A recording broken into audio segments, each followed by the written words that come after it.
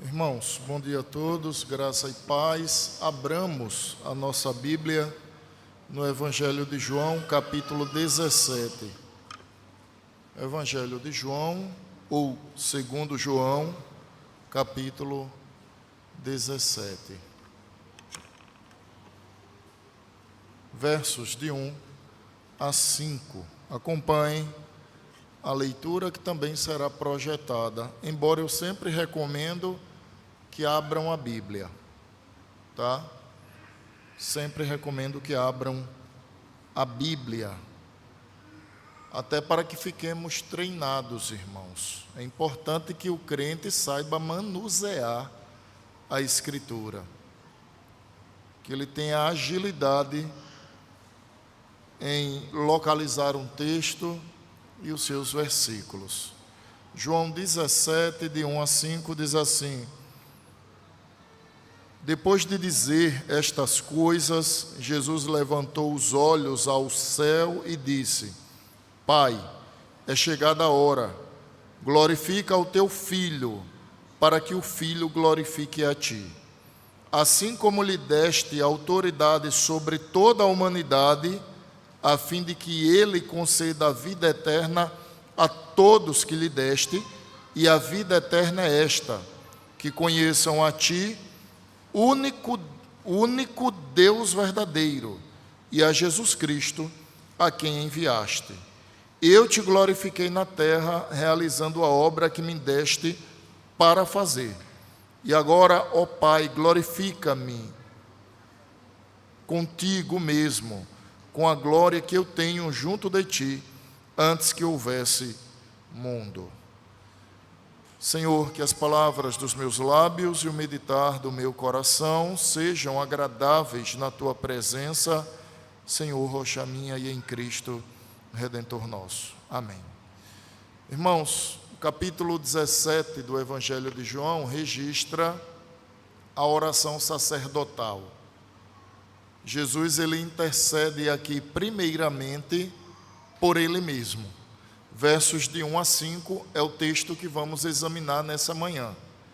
Mas ele também, a partir do verso 6 ao verso 19, ele intercede pelos seus discípulos, imediatamente por aqueles que estavam junto dele. A partir então do verso 20 até o último, Jesus intercede pela igreja. Então a ordem é a seguinte: na oração sacerdotal, ele ora primeiramente por ele, de 1 a 5.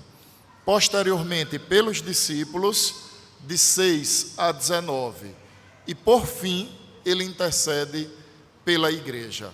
E aqui o Senhor fecha com chave de ouro todo aquele diálogo que ele veio tendo ao longo dos capítulos de 13 a 16.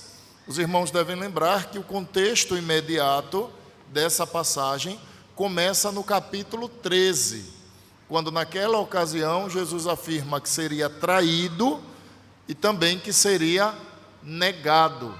Isso então causa um desconforto aos discípulos, de modo que o capítulo 14 é iniciado com as seguintes palavras: Não se angustiem em vossos corações. Creiam em Deus, creiam também em mim. Na casa do meu Pai há muitas moradas. Se assim não fosse, eu não teria dito a vocês.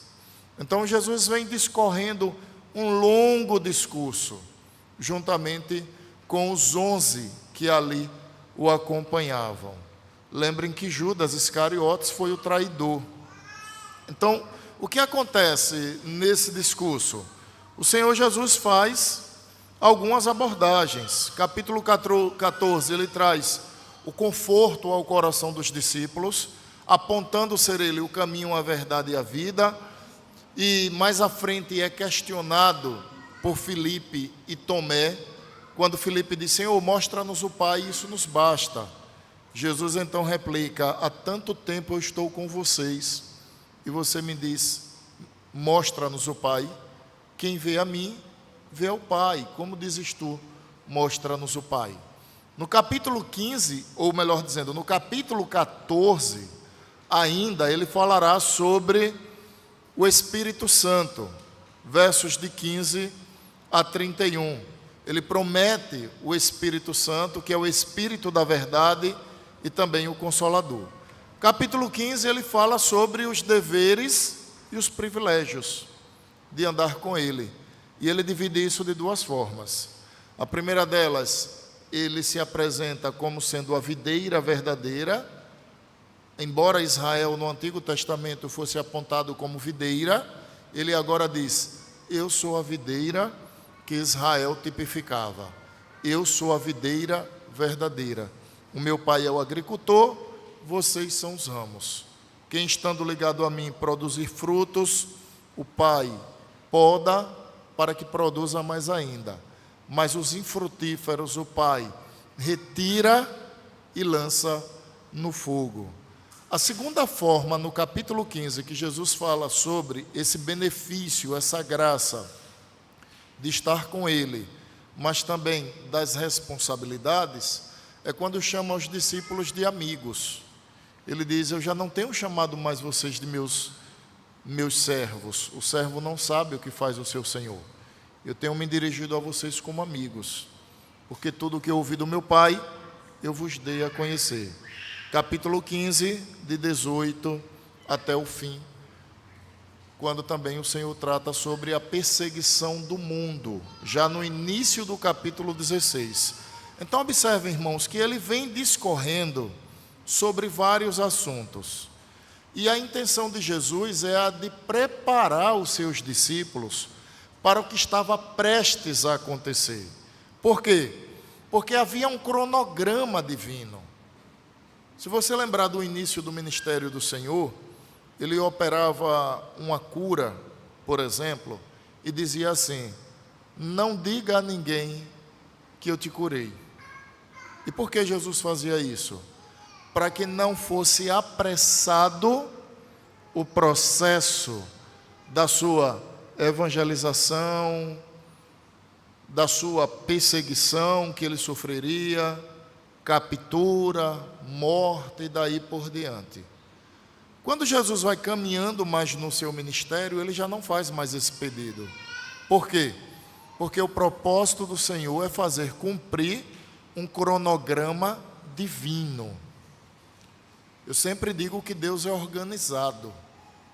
Deus tem tempo para executar a sua obra, e o tempo é determinado por Ele. Então ninguém apanha a Deus de surpresa. Os planos de Deus, eles não são apressados ou retardados, mas eles sempre acontecem no milésimo de segundo escolhido por Ele na eternidade. Então, finalmente, o momento da captura está chegando. Então agora, durante todo esse discurso de preparação, Jesus fecha com chave de ouro através da oração sacerdotal. E como eu disse há pouco, na oração, ele intercede nos 5 primeiros versículos por ele. Ele ora por ele, melhor dizendo, deixa eu corrigir. Jesus ora por ele. Dos versos de 6 a 19, Jesus ora pelos discípulos. E do verso 20 até o fim, ele ora pela igreja.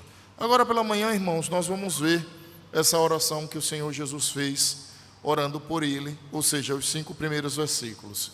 Ele diz assim, verso de número 1, capítulo 17, verso de número 1.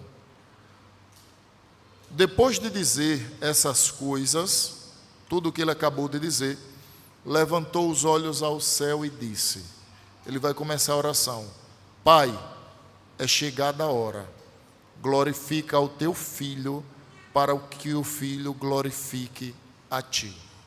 Observem que ele está reconhecendo que o momento está chegando.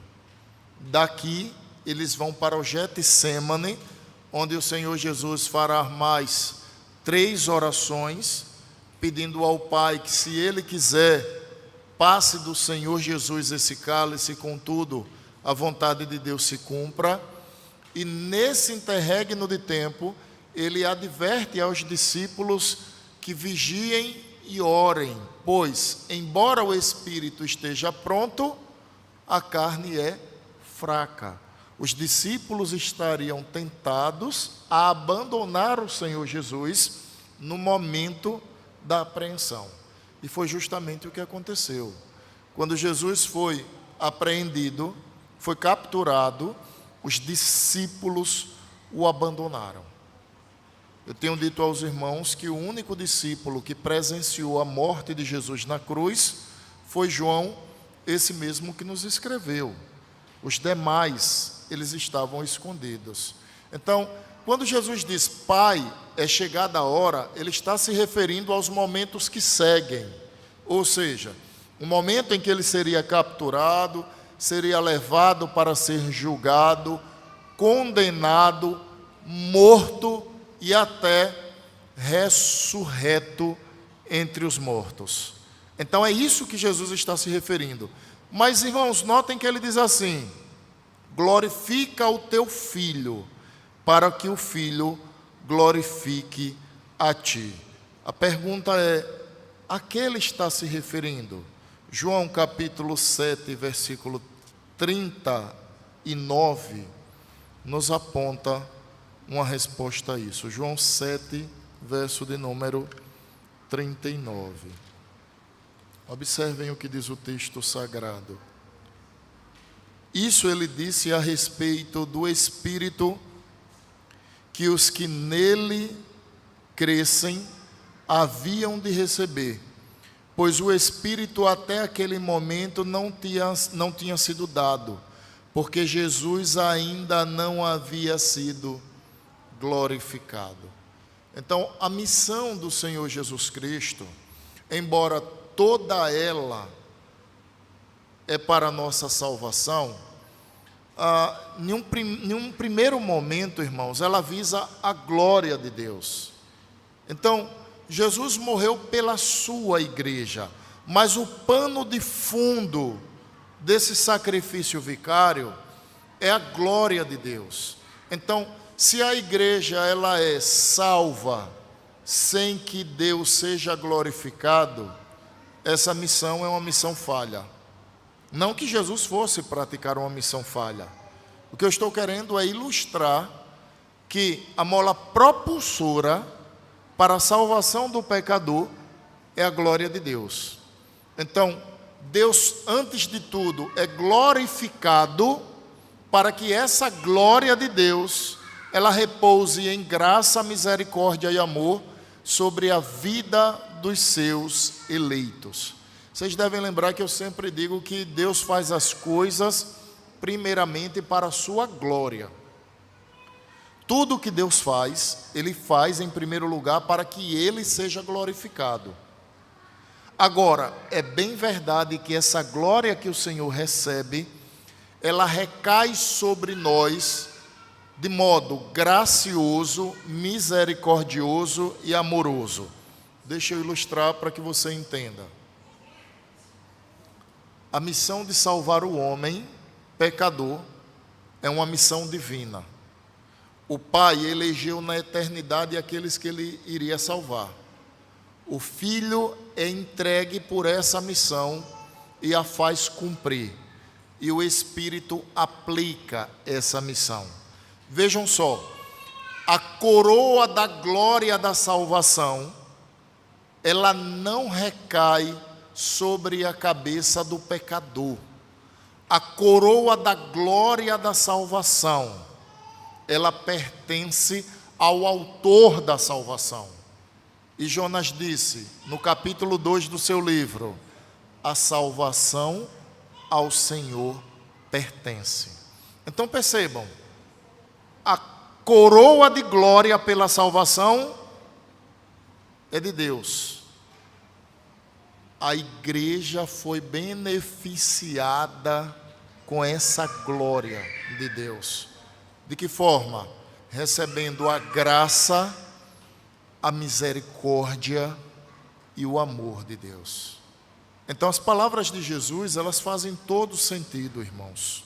Quando Jesus diz, Pai, verso de número 1, glorifica o teu filho, para que o filho glorifique a ti.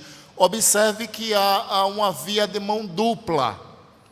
O pai glorifica o filho, dá glória ao filho, mas o filho glorifica o pai. Então, o fato do filho ter sido entregue à maldita cruz, o fato do filho receber o castigo que nos trouxe a paz e a descarga da ira de Deus, tudo isso glorificava o pai. Por quê?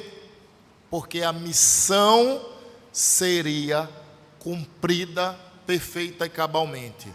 Mas quando o filho ressurge dentre os mortos, quando os homens veem a glória de Deus, agora o pai está glorificando aquele homem que nele está a plenitude de Deus.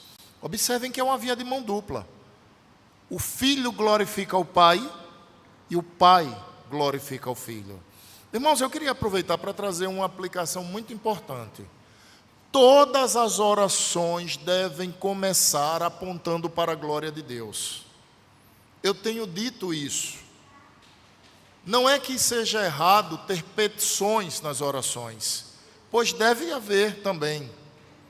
Mas toda oração bíblica, piedosa, ela sempre começa apontando para a glória de Deus.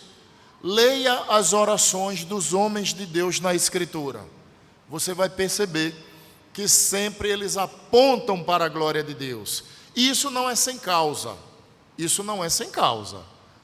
Eu disse há pouco que aquilo que Deus faz, Ele faz para a sua glória. Embora essa glória se traduza para nós em graça, misericórdia e amor, Deus faz para a sua glória. Então, pare e pense um pouco você. Você vai iniciar uma oração. É melhor que você comece apontando para o interesse de Deus. E qual é o interesse de Deus? A sua glória.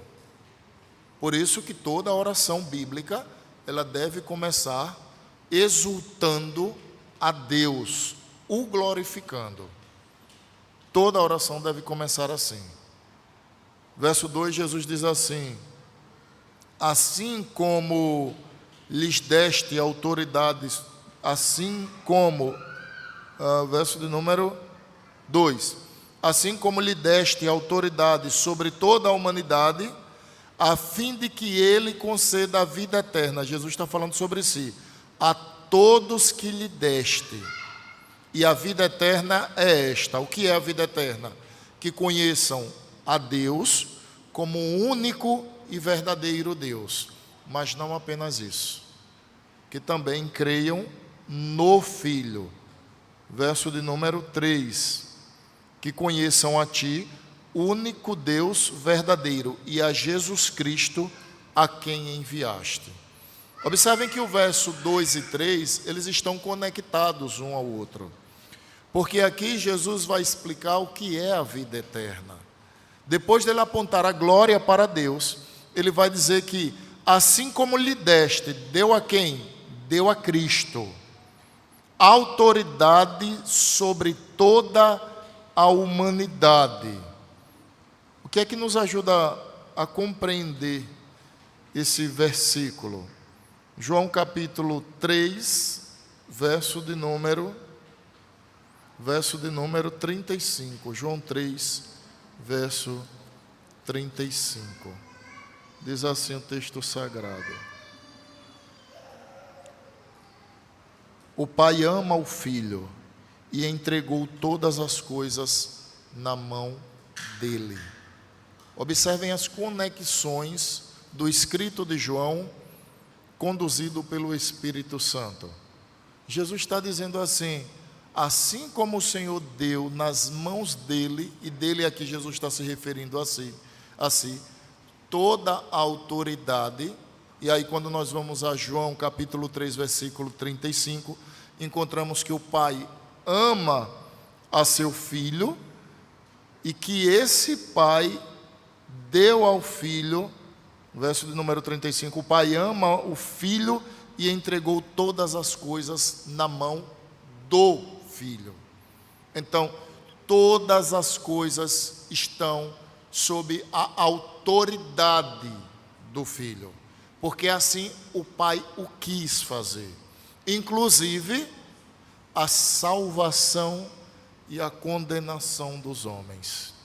Ou seja, não é Satanás quem manda no inferno. A gente comete o equívoco de achar que o chefe do inferno é Satanás. Não é Satanás quem manda no inferno. É o próprio Deus, por meio de Cristo, que tem em suas mãos as chaves dos portões do inferno. Em outras palavras, ninguém é condenado se Cristo não condenar. E ninguém é salvo se Cristo não o livrar do inferno. Então é Jesus Cristo, tanto aquele que salva, quanto aquele que condena. Por quê? Porque toda autoridade o Pai pôs em suas mãos.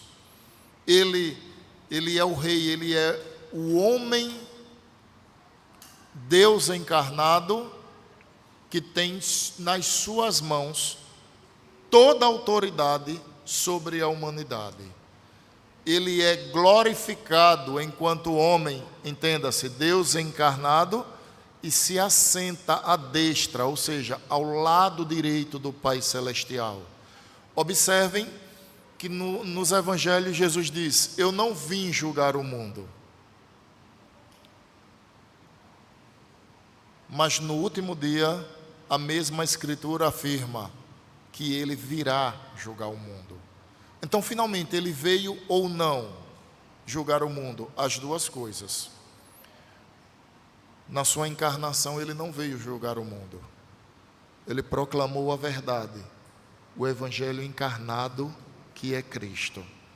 Na sua vinda, ele vem como juiz de toda a terra. Por quê? Porque a igreja já anunciou o Evangelho. A igreja já proclamou as boas novas. Os homens já tomaram ciência de Cristo. A igreja, que é a testemunha, anunciou aquilo que ela viu desde o início e que ela crê até hoje. Então, ao passo que o Evangelho salva os que creem, o Evangelho também depõe contra os que não creem. O Evangelho, ele não é apenas para salvar, porque isso ele faz a vida dos que creem, porque esse Evangelho ele deporá contra os que o rejeitaram. Então, esse mesmo Evangelho, ele serve de testemunha contra aqueles que o desprezaram. E quem é o juiz? Cristo.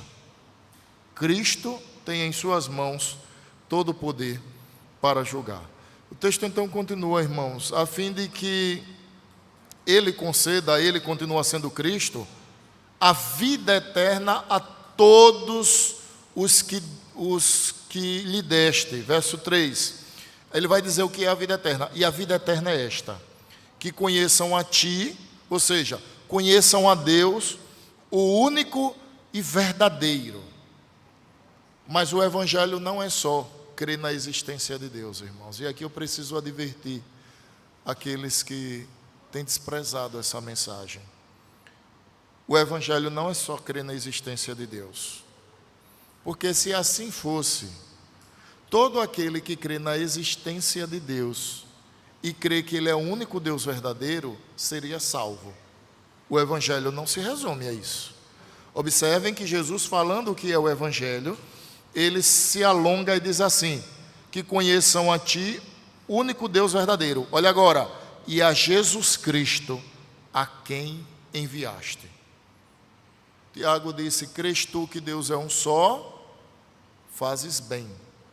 Até os demônios creem que Deus é um só. Eu pergunto aos irmãos: os demônios herdarão o reino de Deus? A gente sabe que não.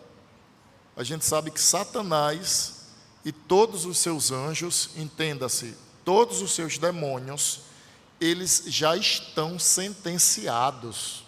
Não existe ninguém no mundo que tenha mais convicção da sua condenação que Satanás e os demônios. Eles estão sentenciados. Eles sabem que serão condenados ao lago que arde em fogo e enxofre. E de lá eles nunca mais sairão. Eles sabem disso, irmãos. Mas vejam só, a questão que eu estou levantando é: Satanás e os seus anjos, eles não sabem que Deus existe? Eles não sabem que Deus é um só? Sabem. Logo, o Evangelho não se resume a acreditar na existência de Deus. Porque até os ímpios fazem isso lá fora. Até os ímpios dizem que Deus é bom, que Deus é único. O Evangelho é crer que além da existência de Deus, existe o Filho de Deus, que é Cristo Jesus, e que esse Filho foi enviado para salvar todo aquele que nele crê. Então eu preciso advertir a você, que talvez tenha caminhado conosco já há um bom tempo, mas que você ainda não compreendeu o que é o Evangelho. Você ainda não compreendeu o que é a verdade. Talvez você pense: pastor, eu não tenho dúvidas que Jesus é o Filho de Deus. Eu quero lhe dizer que também os demônios e Satanás, eles não têm essa dúvida. Eles não têm dúvidas que Jesus é o Filho de Deus. Talvez você pense: eu não tenho dúvidas que Deus é o único Deus que existe, que todos os outros deuses são fruto do imaginário humano. Eu quero lhe dizer que Satanás também tem essa mesma opinião. O diabo pensa exatamente isso. Ele até tem mais certeza que você sobre isso. Mas tem uma coisa que Satanás e os seus anjos não possuem: a fé salvadora. Eles não serão salvos, porque eles não creem salvadoramente na redenção de Cristo, e jamais crerão, porque Deus decretou que fosse assim.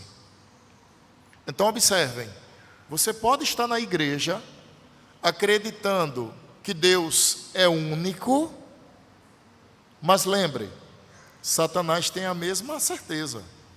Você pode estar na igreja acreditando que todos os outros deuses são fruto do imaginário humano, portanto, só existe um único Deus verdadeiro, mas eu preciso te lembrar que Satanás também crê dessa forma.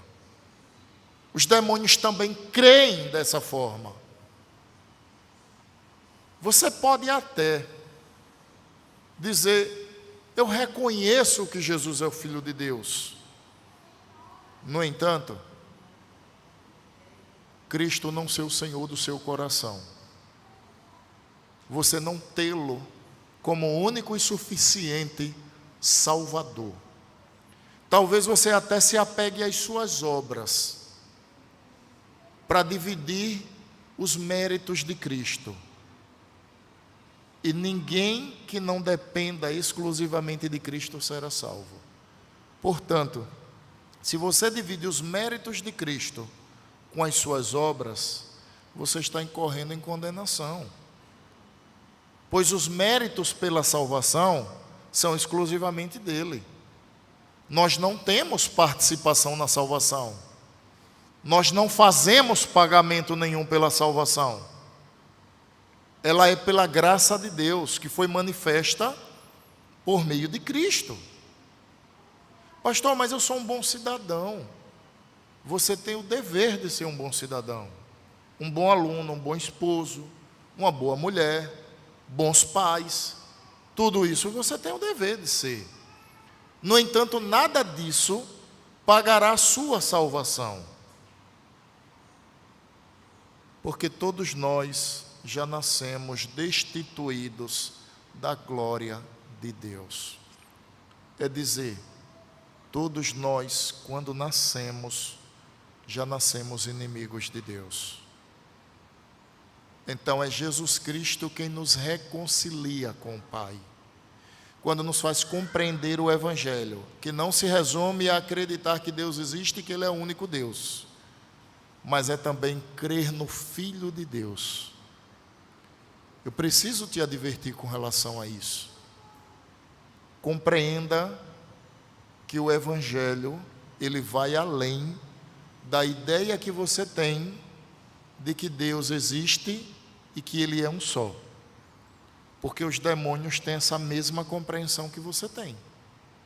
E todos eles estão condenados. Além de acreditar na existência de Deus, além de acreditar que Ele é um único e verdadeiro Deus, você precisa crer em Cristo e se arrepender dos seus pecados. Porque senão, assim como Satanás e os seus anjos, você também será condenado. Jesus explica o que é o Evangelho. Jesus explica o que é a salvação para o homem. Verso de número 4, ele diz: eu te glorifiquei na terra, realizando a obra que me deste para fazer. E agora, ó Pai, glorifica-me contigo, mesmo com a glória que eu tive junto de ti, antes que houvesse mundo. Aqui, irmãos, os testemunhas de Jeová vão ter que mexer nesse texto, porque eles têm um propósito de demonstrar que Jesus, na verdade, não é Deus. Então, eles alteram a Bíblia, porque é inegável que Jesus Cristo é Deus. É inegável, e esses versículos acentuam isso. O verso 4, primeiro ele diz: eu te glorifiquei na terra, disse Jesus. Fazendo o quê? Jesus vai dizer como ele glorificou: realizando a obra que me deste para fazer. Ó Pai, aquilo que o Senhor me confiou, eu realizei. Portanto, o Senhor está glorificado entre os homens.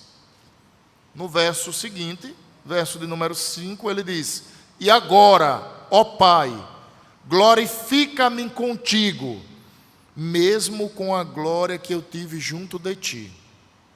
A pergunta é: Jesus perdeu a sua glória? Irmãos, quando o Senhor Jesus Cristo desceu do seu trono glorioso e assumiu a natureza humana, teologicamente a gente chama isso de estado de humilhação de Deus. Observem que lá em Filipenses, Paulo vai dizer que ele se esvaziou da sua glória. Então, ele se esvaziou da sua glória. Não é que ele deixou de ser Deus, mas é que no seu estado glorioso ele assumiu uma forma humilhante. Ele assumiu uma natureza humana. O que é que Jesus está dizendo aqui? Que após realizar a obra que glorifica o Pai, ele está voltando para o Pai, agora com um corpo para ser glorificado. E então, mais uma vez, retomar aquela glória que ele teve desde o princípio de todas as coisas. Evangelho de João, capítulo 1, verso de número 1. Esse é o texto que os testemunhas de Jeová não pregam. E se pregam, eles têm que distorcer essa verdade. Escreveu João, nós já vimos o que Jesus disse. João capítulo 17, versículo 15. Com a glória que eu tive com o Senhor desde o início. Olha o que João disse. No princípio era o verbo aqui é o Logos, a palavra poderosa. E o verbo estava com Deus e o verbo era Deus. Ele estava no princípio com Deus. Olhem agora, verso 3. Todas as coisas foram feitas por Ele, e sem Ele nada do que foi feito se fez. Verso 4. A vida estava nele, a vida era a luz dos homens. A luz resplandece nas trevas, e as trevas não prevaleceram contra ela. Observe, João vai revelar agora o João Batista, observem. Houve um homem enviado por Deus, e o nome dele era João. Esse João aqui é João Batista. Então aqui é João Evangelista, falando sobre João Batista. São dois homens diferentes, tá? Verso 7. Este veio como testemunha para testificar a respeito da luz. Que luz é essa? A luz que João Evangelista acabou de falar. E a luz que ele acabou de falar foi: no princípio era o Verbo estava com Deus, e o Verbo era Deus, mas o Verbo se fez carne e habitou entre os homens. Ele prossegue. Verso de número 7. Este veio como testemunha, este aqui é João Batista, para testificar a respeito da luz, para que todos viessem crer por meio dele. Olhem agora, viu? Ele não era a luz. Quem não era a luz? João Batista não era a luz. É isso que ele está dizendo. Mas veio para dar testemunho da luz. Quem é a luz? O Verbo que está desde o princípio. Jesus, lá no capítulo 17, verso 5, disse o quê? A glória que eu tinha com o Senhor desde o início. Aí o texto segue, verso de número 8. Ele não era luz, mas veio para dar testemunho da luz. A verdadeira luz que vinda ao mundo ilumina toda a humanidade. O Verbo estava no mundo, o mundo foi feito por meio dele, mas o mundo não conheceu. Veio para o que era seu e os seus não o receberam, mas a todos quanto receberam deu-lhes o poder de serem feitos filhos de Deus, a saber, aos que creem no seu nome, os quais não nasceram do sangue, nem da vontade da carne, nem da vontade do homem, mas de Deus. O Verbo se fez carne. Opa, que verbo é esse? Verso de número 1. No princípio era o Verbo. No princípio era o Verbo. Aí ele vem no verso 14 e diz: e o Verbo se fez carne e habitou entre nós, cheio de graça e de verdade, e vimos a sua glória. Glória como quem? A do unigênito do Pai. Deus só tem um filho unigênito. Nós não somos filhos unigênitos. Unigênito significa da mesma natureza. Deus só tem um filho da mesma natureza, que é Jesus Cristo. E vimos a sua glória como do unigênito do Pai. João dá testemunho a respeito dele e exclama: eis aquele de quem eu dizia, ele vem depois de mim, mas é mais importante do que eu, pois já existia antes de mim. Quem é esse João que está falando isso? Batista. Nós temos evangelista e nós temos agora Batista. João dizendo: ele vem depois de mim, ele é mais importante do que eu, porque ele já existia desde todas as coisas, antes de todas as coisas, desculpe. Verso de número 15, eu já estou concluindo, irmãos. Este é aquele de quem eu dizia. Quem dizia? João Batista. Ele vem depois de mim, mas é mais importante do que eu, pois já existia antes de mim.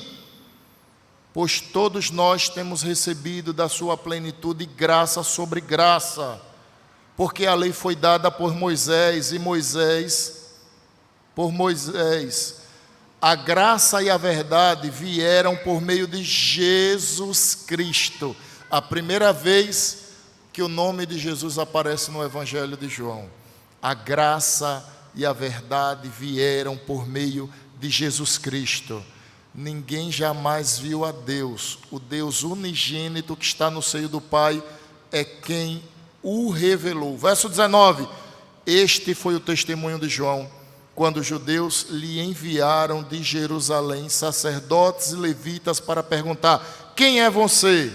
Ele confessou e não negou. Confessou: eu não sou o Cristo. Diante disso lhe perguntaram: quem é você então? Você é Elias? Ele disse: não sou. Então perguntaram: você é profeta? Ele respondeu: não, não sou. Disseram então: diga quem é você, para podermos dar uma resposta àqueles que nos enviaram. O que é que você diz a respeito de você mesmo?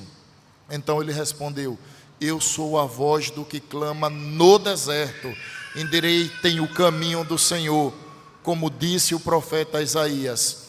Ora, os que haviam sido enviados eram um grupo de fariseus e perguntaram a João: então por que você batiza se não é Cristo, nem Elias, nem o profeta?